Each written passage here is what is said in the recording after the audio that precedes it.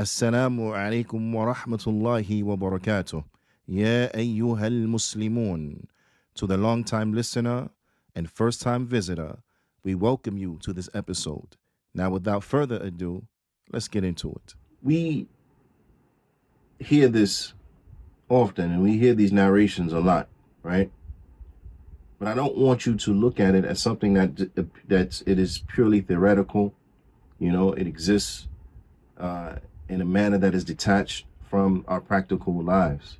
So let us look at this in light of our situation. Let us look at this through the lens of a person who has migrated to the West now, and who at the same time is trying to hold on to their religion. During this time, as Imam Sa'di, he mentions that we will be in the situation of one who was holding on to hot coals. Now, he said, من قوة المعارضين وكثرة الفتن المضلة والفتن الشبهات وشكوك وإلحاد.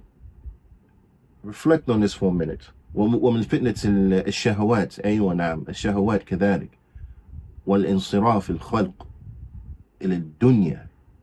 نعم.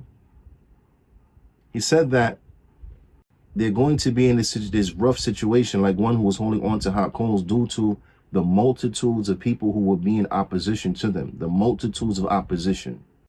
I just want you to reflect on this. Now, the multitudes of opposition. We know that the non-Muslims, they're not our friends. We know this, okay?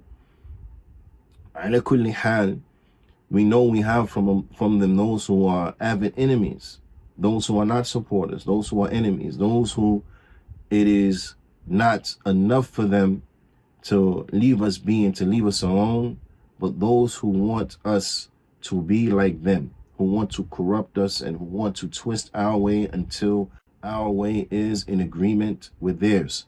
So you have these individuals, and these individuals do not sit on their hands, but these individuals, they take every means possible to try to accomplish this aim.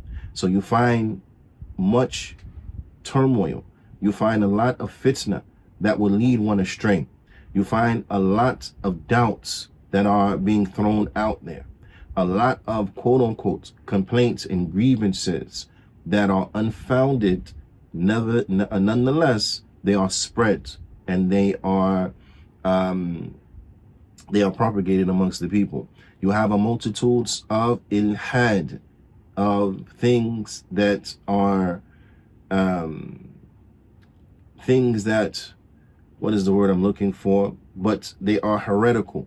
Now, a lot of heretical ideas being passed around, so on and so forth. All of this stuff exists. Shahwat, calling people to vain lusts and desires, turning people's attention to the dunya, to the point where they are immersed inside of the dunya.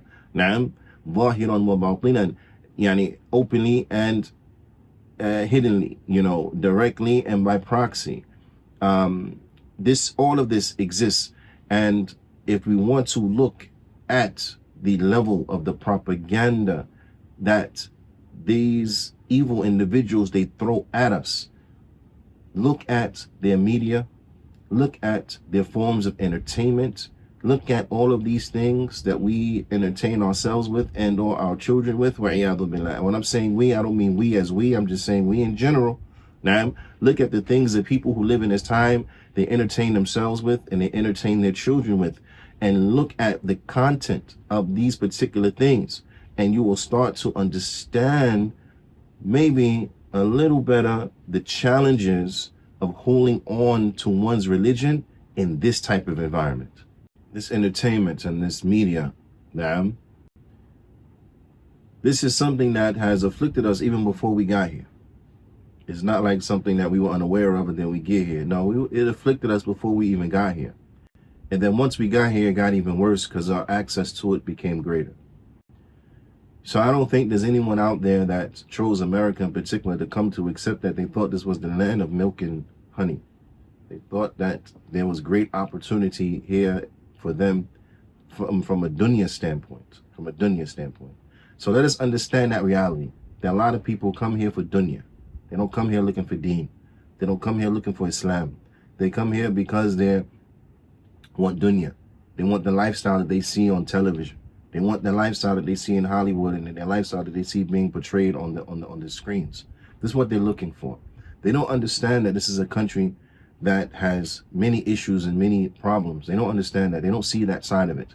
They don't see that side of this country where you have individuals who are homeless, where you have individuals who even have fought for this country and are veterans, and now they are suffering from mental ailments, homeless in the streets.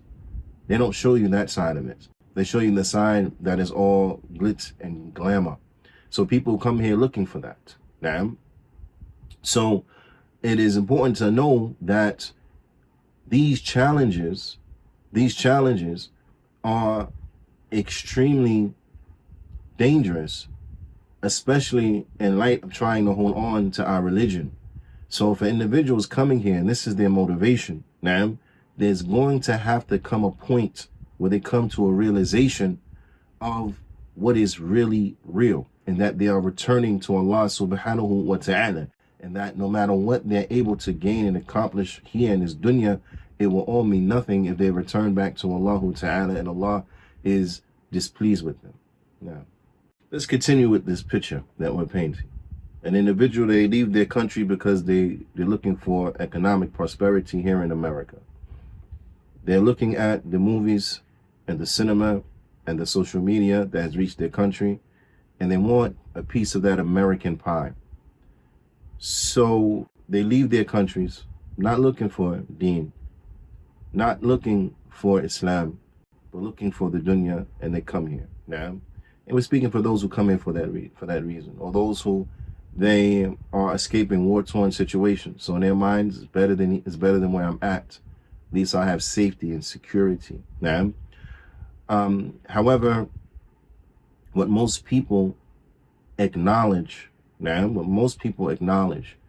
is that once they get here, they realize that the level of disbelief, that the level of atheism and heretical ideas is way worse than they previously imagined. They knew it was bad, but they didn't know it was that bad. I've had many brothers who have migrated here who were adults, not those who were brought as children, but who came here as adults looking for this economic prosperity, tell me that we knew it was bad in America, but we didn't realize it was that bad in America. Now, so when brothers reach this reality, they start to scramble, because in such a bad situation, how do I survive? How do I hold on? How do I maintain an ounce of dignity? How do I hold on to my iman? Now, and they turn to Islam because they realize this is my only salvation. I have to become more serious about my religion. So you actually have individuals who become more religious once they come to America than they were before coming to America, because they realize this is my only lifeline. This is the only way I'm going to be able to survive, is I have to turn to my religion, because I knew it was bad, but I didn't know it was this bad. And the only way I'm going to be able to survive is by holding on to my religion. Now, and if this is the situation for adults who are not as impressionable as children, then what do you think is going to be the situation for their children, who they put into a school system that they are unfamiliar with because they went to school back home? They don't know about the reality of what takes place in the schools here. They don't know about the reality of what is being taught in the schools here. They may hear about it, but they don't know about its true reality. Now, and the one who, as they say, الطبيب ليس كمجرب, that the doctor, he's not like the one who has been afflicted with the ailment. Meaning, no matter how much the doctor knows in theory about this disease, he doesn't know better than the one who was suffering from that disease. Now,